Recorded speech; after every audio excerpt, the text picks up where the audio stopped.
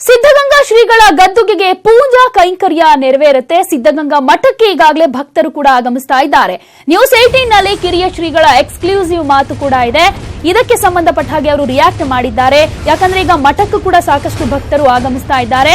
ಸಿದ್ಧಗಂಗಾ ಶ್ರೀಗಳ ಗದ್ದುಗೆಗೆ ಪೂಜಾ ಕೈಂಕರ್ಯ ಕೂಡ ನಡೀತಾ ಇದೆ.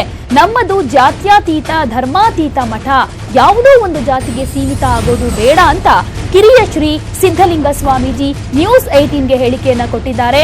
ಯಾವುದೋ ಒಂದು ಜಾತಿಗೆ ಸೀಮಿತವಾಗಿರುವಂತಹ ಮಠ ಅಲ್ಲ ನಮ್ದು ಅಂತ ಕೂಡ ಅವರು ಹೇಳಿದ್ದಾರೆ. ಹಾಗೇನೆ ನನ್ನ ಮೇಲೆ ಹೆಚ್ಚಿನ ಜವಾಬ್ದಾರಿ ಇದೆ, ತ್ರಿವಿಧ ದಾಸೋಹ ಇನ್ನೂ ಹಾಗೆ ಮುಂದುವರಿಯುತ್ತೆ ಅಂತ ನ್ಯೂಸ್ 18 ನಲ್ಲಿ ಕಿರಿಯ ಶ್ರೀಗಳು ಎಕ್ಸ್ಕ್ಲೂಸಿವ್ ಆಗಿ ಮಾತನಾಡಿದ್ದಾರೆ.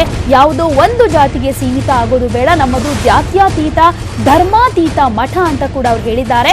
ಹಾಗೆ ತ್ರಿವಿಧ ದಾಸೋಹ ಇಷ್ಟು ದಿನಗಳ ಕಾಲ ಹೇಗೆ ನಡೀತಾ ಇತ್ತು ಅದು ಹಾಗೆ ಮುಂದುವರಿಯುತ್ತೆ ಅಂತ ನ್ಯೂಸ್ 18ಗೆ ಮಾತನಾಡಿದ್ದಾರೆ ಕಿರಿಯ ಶ್ರೀಗಳು.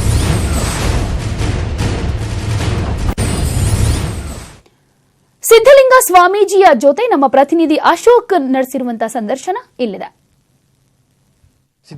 ಸಿದ್ಧಲಿಂಗ ಮಠದ ನೂತನ ಪೀಠಾಧ್ಯಕ್ಷರು ಈಗಾಗಲೇ ಎಲ್ಲ ಜವಾಬ್ದಾರಿಯನ್ನು ವಹಿಸಿಕೊಂಡಿದ್ದು ಸಿದ್ಧಲಿಂಗ ಸ್ವಾಮೀಜಿಯವರು ಎಲ್ಲ ಕಾರ್ಯಗಳನ್ನ ಮುಂದುವರಿಸಿದ್ದಾರೆ. ನಮ್ಮ ಜೊತೆಗ ಸಿದ್ಧಲಿಂಗ ಶ್ರೀಗಳಿದ್ದಾರೆ.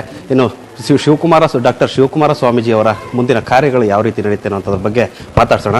ಸ್ವಾಮೀಜಿ, ಈಗ ಶಿವಕುಮಾರ ಸ್ವಾಮೀಜಿಯವರ ಮುಂದಿನ ಕಾರ್ಯಕ್ರಮಗಳು ಯಾವ ರೀತಿ ನಡೀತದೆ, ಏನೇನು ಕಾರ್ಯಕ್ರಮಗಳಿದೆ ಸ್ವಾಮೀಜಿ? ಅವರು ಏನು ನಡೆಸ್ಕೊಂಡು ಬರ್ತಿದ್ವೋ ಅವೆಲ್ಲವೂ ಕೂಡ ನಿರಂತರವಾಗಿ ಯಾವುದೇ ಅಡೆತಡೆಯಿಲ್ಲದೆ ನಡೆಸ್ಕೊಂಡು ಹೋಗೋದೊಂದು ಮುಖ್ಯವಾದ ನಡೀತಾ ಇದೆ. ಈಗ ಪೂಜ್ಯರು ಲಿಂಗೈಕ್ಯರಾದ ಮೇಲೆ ಅವರ ಒಂದು ಗದ್ದಿಗೆಯಲ್ಲಿ ನಿರಂತರವಾದಂತಹ ಪೂಜಾ ಕೈಂಕರ್ಯಗಳು ನಡೀತಾ ಇದ್ದಾವೆ. ಅದು 11 ದಿವಸಗಳು ಕೂಡ ವಿಶೇಷವಾದಂತಹ ರೀತಿಯಲ್ಲಿ ಪೂಜೆಯನ್ನು ನಡೆಸುವಂಥದ್ದು ನಡೆಸ್ಕೊಂಡು ಬಂದು ಕೊನೆಗೆ ಒಂದು ಅಂತಿಮವಾಗಿ ಒಂದು ಕಾರ್ಯಕ್ರಮವನ್ನು ಅವರ ಸ್ಮರಣೆಯ ಒಂದು ಕಾರ್ಯಕ್ರಮವನ್ನು ಹಮ್ಮಿಕೊಡ್ತಾ ಇದ್ದಾರೆ. ಈಗಾಗಲೇ ಬಹುತೇಕ 31ನೇ ತಾರೀಕು ಪೂಜ್ಯರ ಸಂಸ್ಮರಣೆಯ ಪುಣ್ಯ ಸ್ಮರಣೆಯ ಒಂದು ಕಾರ್ಯಕ್ರಮವನ್ನು ಹಮ್ಮಿಕೊಡ್ತಾ ಇದ್ದೇವೆ. ಅದಕ್ಕೆ ಯಾವ ರೀತಿ ರೂಪರೇಷೆಗಳನ್ನು ಮಾಡಿದ್ದೇವೆ ಅನ್ನೋದನ್ನು ಸಂಜೆ ಒಂದು ಪ್ರೆಸ್ ಮೀಟ್ ಮಾಡಿ ಅದಕ್ಕೆ ಪ್ರಕಟ ಮಾಡಿ ಸಂಜೆ ಮತ್ತು ನಿಮ್ಮ ಮೇಲೆ ಸಂಪೂರ್ಣವಾದಂಥ ಒಂದು ಜವಾಬ್ದಾರಿ ಇಡೀ ಭಾರತದಲ್ಲಿರುವಂಥ ವೀರಶೈವ ಲಿಂಗಾಯತ ಸಮುದಾಯ ಜವಾಬ್ದಾರಿ ಜೊತೆಗೆ ಮಠದ ಜವಾಬ್ದಾರಿ ಇದೆ. ನೀವು ಹೊಸ ಏನಾದರೂ ಯೋಜನೆಗಳನ್ನ ಅಂದ್ಕೊಳ್ತಿದ್ದೀರಿ? ನೋಡಿ, ನಮ್ಮ ಮಠ ವೀರಶೈವ ಲಿಂಗಾಯತ ಮಾತ್ರ ಸೀಮಿತವಾದ ಮಠ ಅಲ್ಲ. ನಮ್ಮ ಮಠ ಹಂಗಾಗಿದ್ದರೆ, ನಮ್ಮ ಪೂಜ್ಯರು ಆ ರೀತಿ ಇದ್ದಿದ್ದರೆ ನೀವು ಅವರ ಅಂತಿಮ ದರ್ಶನಕ್ಕೆ ಅಷ್ಟು ಜನಸಾಗರವನ್ನು ನೋಡೋದಕ್ಕೆ ಸಾಧ್ಯ ಆಗ್ತಾ ಇರಲಿಲ್ಲ. ನಮ್ಮ ಪರಮ ಪೂಜ್ಯರು ಜಾತಿ ಮತ ಮೀರಿದಂತಹ ಒಂದು ಮಹಾಚೇತನ ಅವರು. ಮಠದ ಸೇವೆಯೂ ಕೂಡ ಅದೇ ರೀತಿ ನಡ್ಕೊಂಡು ಬರ್ತಾ ಇದ್ದಾರೆ. ಯಾವುದೇ ಒಂದು ಸೀಮಿತಗೊಳಿಸಬೇಡಿ ಯಾವುದಕ್ಕೂ ಇದನ್ನು. ಆದ್ದರಿಂದ ಪೂಜ್ಯರ ಏನು ಕಾರ್ಯಕ್ರಮಗಳು ನಡೆಸ್ಕೊಂಡು ಬರ್ತಾ ಇದ್ರು ಅದನ್ನು ಅನುಚಾನವಾಗಿ ನಡೆಸ್ಕೊಂಡು ಬರುವಂಥದ್ದು ಅಗತ್ಯ ಅವಶ್ಯಕತೆ ಸಂದರ್ಭಕ್ಕೆ ತಕ್ಕಾಗಿ ಕಾರ್ಯಕ್ರಮಗಳನ್ನು ಹೊಸ ಹೊಸ ಯೋಜನೆ ರೂಪಿಸಿಕೊಳ್ಬೇಕಾಗುತ್ತೆ. ಅದು ಆ ಕಾಲಕ್ಕೆ ನಾವು ತೀರ್ಮಾನವನ್ನು ತೆಗೆದುಕೊಳ್ಬೇಕಾಗುತ್ತೆ. ಹೊಸ ಯೋಜನೆಗಳು ಹಮ್ಮಿಕೊಳ್ಬೇಕು ಅನ್ನುವಂಥ ಯೋಜನೆ ಇದೆ.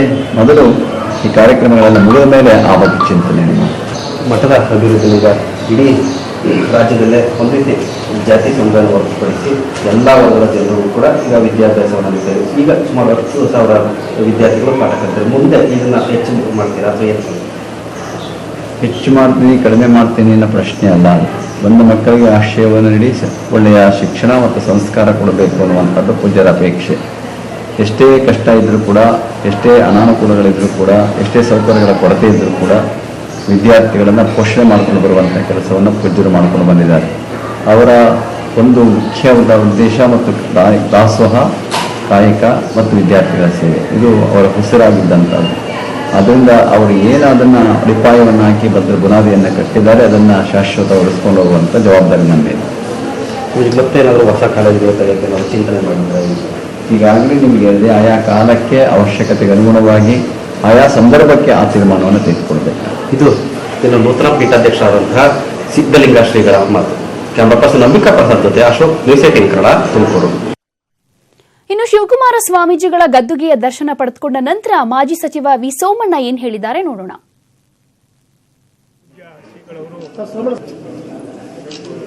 ಪೂಜ್ಯ ಶ್ರೀಗಳವರು ಪರಮ ಪೂಜ್ಯ ಶಿವಕುಮಾರ ಮಹಾಸ್ವಾಮಿಗಳವರ ಮುಂದಿನ ಯಾವ್ಯಾವ ರೀತಿ ಮಾಡಬೇಕು ಅನ್ನೋದನ್ನು ಶಾಸ್ತ್ರೋಕ್ತವಾಗಿ ಏನೇನು ಮಾಡಬೇಕು ಅನ್ನೋದನ್ನು ಈಗಾಗಲೇ ಸಾಮಾನ್ಯ ಜನರಿಗೂ ಕೂಡ ತಮ್ಮ ಮೂಲಕ ಮಾಧ್ಯಮದ ಮೂಲಕ ತಿಳಿಸಿದ್ದಾರೆ. 31ನೇ ತಾರೀಕನ್ನು ವಿಧಿವತ್ತಾಗಿ ನಡೀತದೆ. ಭಕ್ತರು ಹೇಗೆ ಏನು ಅನ್ನೋದಕ್ಕಿಂತ ಹೆಚ್ಚಾಗಿ ಶ್ರೀಮಠಕ್ಕೆ ಪರಮ ಪೂಜ್ಯ ಡಾಕ್ಟರ್ ಶಿವಕುಮಾರ ಮಹಾಸ್ವಾಮಿಗಳವರ ತಪಸ್ಸಿನ ಫಲ ಯಾವ ರೀತಿ ಇದು ಅನ್ನೋದನ್ನು ನನಗಿಂತ ತುಂಬ ಕಣ್ಣಾರೆ ಕಂಡು ಅನುಭವಿಸ್ತಾರೆ. ನೀವುಗಳು ಕೂಡ ಒಬ್ಬರು. ಆದ್ದರಿಂದ ಮುಂದಿನ ದಿನಗಳಲ್ಲಿ ಇಲ್ಲಿ ಯಾವ್ಯಾವ ರೀತಿ ಪವಾಡಗಳಾಗ್ತವೆ ಏನಾಗ್ತವೆ ಅನ್ನೋದಕ್ಕಿಂತ ಹೆಚ್ಚಾಗಿ ಶ್ರೀ ಕ್ಷೇತ್ರ ಎಲ್ಲ ವರ್ಗದ ಬಡವರಿಗೆ, ಕಡು ಬಡವರಿಗೆ, ಅಂಧರಿಗೆ, ಎಲ್ಲ ವರ್ಗದವರಿಗೂ ಕೂಡ ಸಮಾನತೆಯನ್ನು ಕೊಟ್ಟುವುದರ ಪ್ರಯುಕ್ತ 31ನೇ ತಾರೀಕು ಕೂಡ ಚೆನ್ನಾಗಿ ನಡೀತದೆ. ಮೊನ್ನೆ ಮಠದ ಕಾರ್ಯಕ್ರಮದಲ್ಲಿ ನಡೀಬೇಕಾದ್ರೆ SP ಅವ್ರ ಜೊತೆ ಸಾರಾ ಮಹೇಶ್ ಅವರು ಅನುಚಿತ ವರ್ತನೆ ಮಾಡಿದ್ರು ಅನ್ನೋದು ನಿನ್ನೆ ಎಲ್ಲ ಸಾಕಷ್ಟು ಚರ್ಚೆ. ಒಂದು ನಿಮಗೆ ನಾನು ಕೈ ಜೋಡಿಸಿ ವಿನಂತಿ ಮಾಡ್ತೀನಿ. ನನಗೂ ಈ ಮಠಕ್ಕೂ 40 ವರ್ಷಕ್ಕೂ ಮೇಲ್ಪಟ್ಟು ಅವಿನಾಭಾವ ಸಂಬಂಧ. ಪರಮ ಪೂಜ್ಯ ಶ್ರೀಗಳವರು ಯಾವುದೇ ವರ್ಗಕ್ಕೆ ಸೀಮಿತವಾದವರಲ್ಲ. ಎಲ್ಲ ವರ್ಗದವರಿಗೂ ಸಮಾನತೆಯನ್ನು ಕೊಟ್ಟಂಥ ಒಬ್ಬ ಪುಣ್ಯ ಪುರುಷರು, ತಪಸ್ವಿಗಳು. ಅದಾಗಿರ್ತಕ್ಕಂಥ ಘಟನೆ ಬಗ್ಗೆ ಈಗಾಗಲೇ ನಾವು ವಿಷಾದ ವ್ಯಕ್ತಪಡಿಸಿದ್ದೀವಿ, ಕ್ಷಮೆಯನ್ನು ಕೂಡ ಕೇಳಿದ್ದೀವಿ. ನಾನು ನಿಮಗೆ ಕೈ ಮುಗಿದು ಕೇಳೋದಿಷ್ಟೇನೆ, ಇಂಥ ಪವಿತ್ರ ಸ್ಥಳದಲ್ಲಿ ಯಾವುದೋ ಒಂದು ಆಗಬಾರ್ದಾಗಿತ್ತು ಆಗಿರೋದನ್ನು ಅದಕ್ಕೆ ಯಾವುದೇ ರೀತಿಯ ಲೇಪನವನ್ನು ಬೆಳೆಸೋದಾಗಲಿ ಮತ್ತೊಂದಾಗಲಿ ಮಾಡೋದು ಅವಶ್ಯಕತೆ ಇಲ್ಲ.